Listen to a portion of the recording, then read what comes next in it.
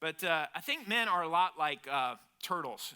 Probably one of my earliest memories is we lived in Missouri, and I was feeding a turtle lettuce, and the turtle didn't like it very much. The giant 3-year-old kid who had him in a cardboard box, and he just lashed out. If you ever seen a snapping turtle, they're like scary because they just lash out so fast, and he bit me right here between my fingers.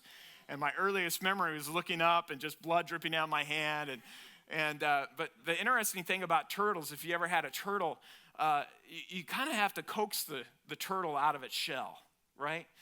You got to hold some lettuce out there, and you've got to be real still, because if you startle the turtle, he just comes back into his shell. And if you're sitting there thumping the turtle on its hard shell, chances are that turtle's never going to come out of its shell. It's always going to have that hard exterior. And I think men are a little bit like that. You know, they have this hard exterior, and as long as you're thumping the shell, they're not going to come out. And you're like, well, why won't they talk to me? And you're thumping the shell. Come on, turtle, talk to me. And you're just thumping away, and they're just not going to come out.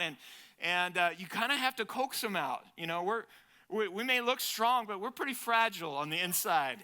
You got to coax us guys out of our hard shell. Otherwise, there's going to be a piece of us that you can't ever quite get your hand on. And some of the ways that you are tapping the turtle on its shell is by nagging or criticizing or quarreling. Proverbs 12:4 says, a wife of noble character is her husband's crown, but a disgraceful wife is like decay in his bones. It actually says at another place in Proverbs that it's better to live out in the desert alone than to live with a nagging wife or a quarrelsome wife. It's in the Bible. What are you going to do?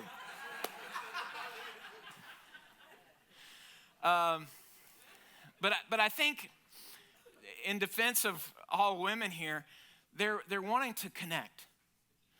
And nagging, criticizing, quarreling is a way to connect. They're running after men, and I was looking at a lot of statistics from sociologists and psychologists, and they see an interesting dynamic. That a lot of times women will just kind of be trying to connect with their husband, and a lot of times it's manifested as nagging or criticizing, and you don't park right, or you don't do this right, or you didn't come home early enough, or why aren't you ever here?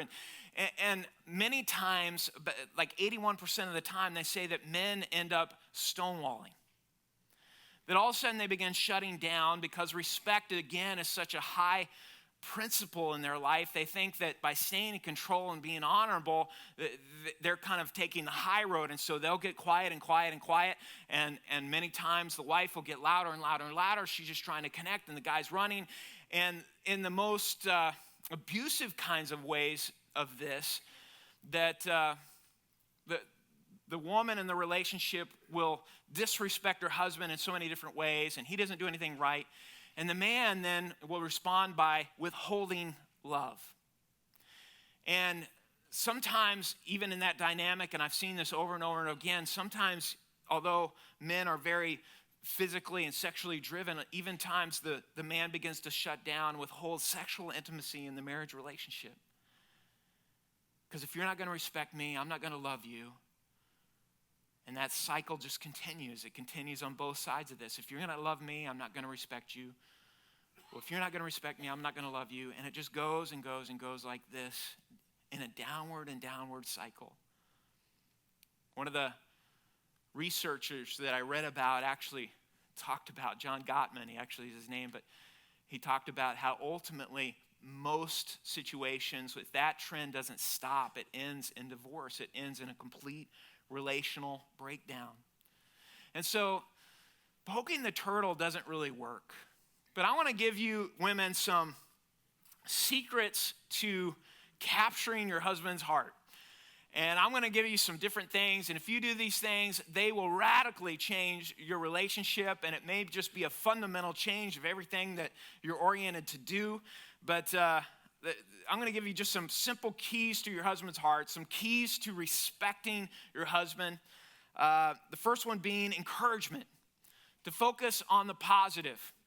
You know, if your husband comes home a little late to dinner and you've told him 1,000 times that you like to have dinner at 5 o'clock and it's a priority for your family and it's a good thing that you're doing this, and you come home from work or you come home from whatever you're doing and you're going to eat a meal together at 6 o'clock or whenever it is, and the husband doesn't get there in time, sometimes it's easy to just say, how come you never come home on time? You never do what I ask. I've told you this is important. You're not there. And then the husband just kind of shuts down. And so you just tap in the turtle shell and he just kind of goes in further.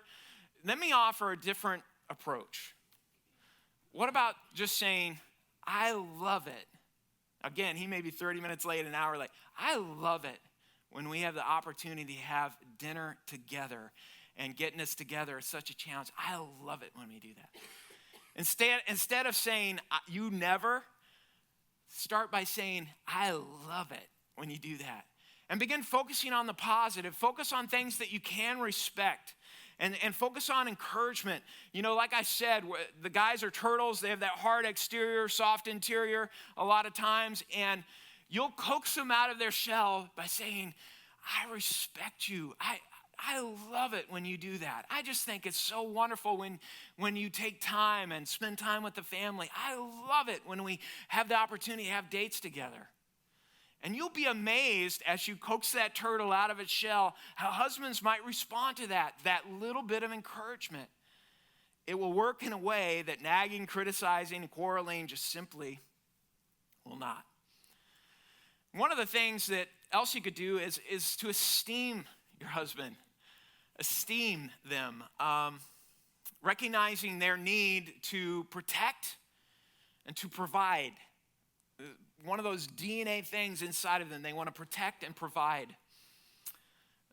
Dr. D.V. Hill, he's a famous pastor in our country. He told this story one time that I wanted to share, but he was in ministry, he was starting a church, and they didn't have hardly any money. And while he was away, his wife came home a little early and tried to turn on the lights, and the electricity was turned off because they just simply didn't have enough money to pay the electric bill. They were late. They turned off the electricity, and she began weeping, wondering what in the world she's going to do. A couple hours later, Dr. Hill comes home, and he comes inside of the house, and there at the dinner table, his wife's sitting there with a big smile on her face, and she has 2 candles. She comes up to him and puts her arms around him and says, hi, it's so good to have you home. Tonight, you know, I thought that we would eat by candlelight. How romantic would that be?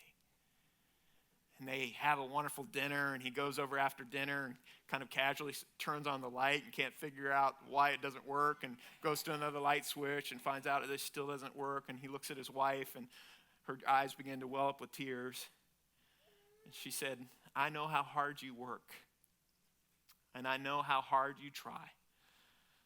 And I just didn't want you to feel bad that we couldn't pay the electric bill this month. And I wanted to make this evening special.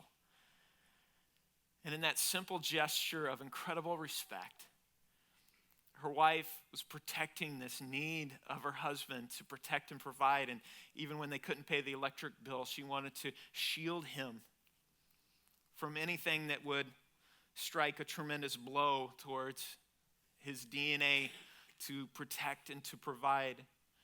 And I think many times in marriage, ladies, if you want to esteem your husband, protect him, light the candles, metaphorically speaking. You know, if he's going and working hard, this last year, Trish made actually a little more than me. But you know what? There's all kinds of circumstances that we face where maybe different people make more than others, but you respect the work that is done. And many times in our culture, men even stay home with the families. That you have an opportunity, women, to light the candles and to focus on those positives, encourage and say, you know what, you work so hard. You're providing this service, or you're providing what we need as a family. You're protecting us, and I feel safe around you. And there's something about that esteem that speaks so fully to a husband's heart. Am I right, guys? It just makes a huge, huge difference. Also, input Input, let him be the problem solver. You probably hate it many times when you tell your husband a problem and he tries to fix it, right? You just want him to come alongside and connect with it. But there's something in the heart of every man that desires to fix it.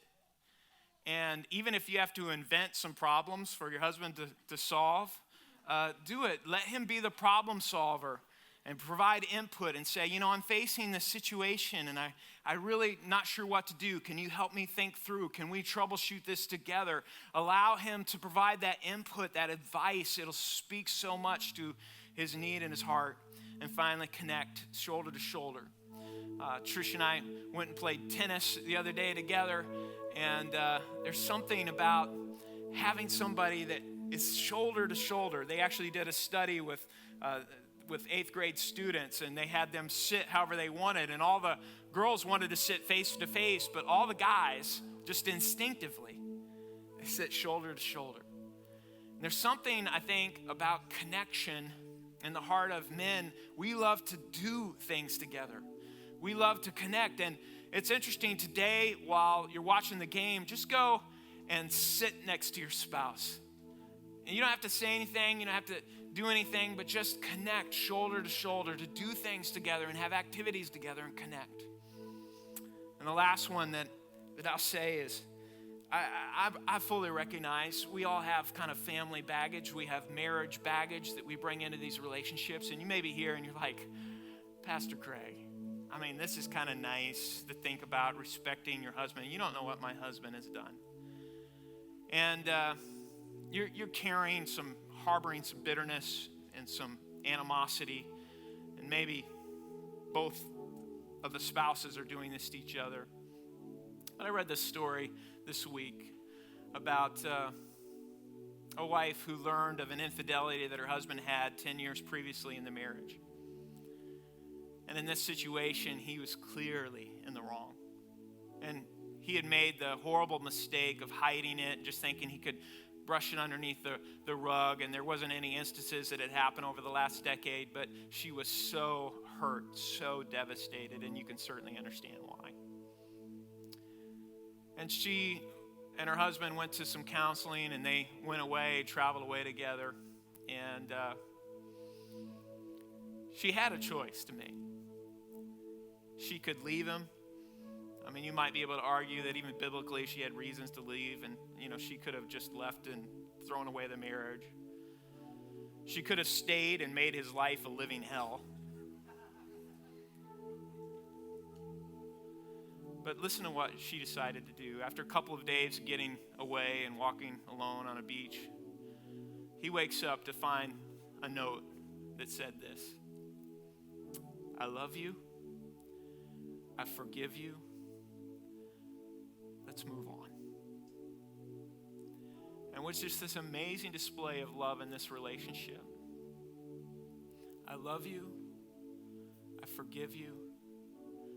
Let's move on. And if you're carrying some deep hurt, and I know that the people who love us the most can also hurt us the most, and certainly in this room there's people with some deep hurt. But what if you did something truly amazing and truly so Christ-oriented, grace-oriented, that allowed you to move forward in your marriage, to embrace something brand new? Because when you think about it, this is what Jesus extended each one of us. If we're going to submit to one another out of reverence for Christ, this is his example. Isn't this what he says to each one of us? I love you. I forgive you. Let's move on. Forgiveness is the only way that we can close the door on the past and embrace the future. It's the only way that we can really move on. Without forgiveness, our anger, our hatred, our animosity, our bitterness will define our whole life. But you have an opportunity today to forgive. Or to submit to one another out of reverence for Christ. I'm going to invite you to submit to Christ today. He's extended to you an offer of forgiveness, an invitation of relationship. He's written you a note in the cross that says, I love you, I forgive you. Let's move on. I'm going to invite you to bow your heads and close your eyes with me today. Maybe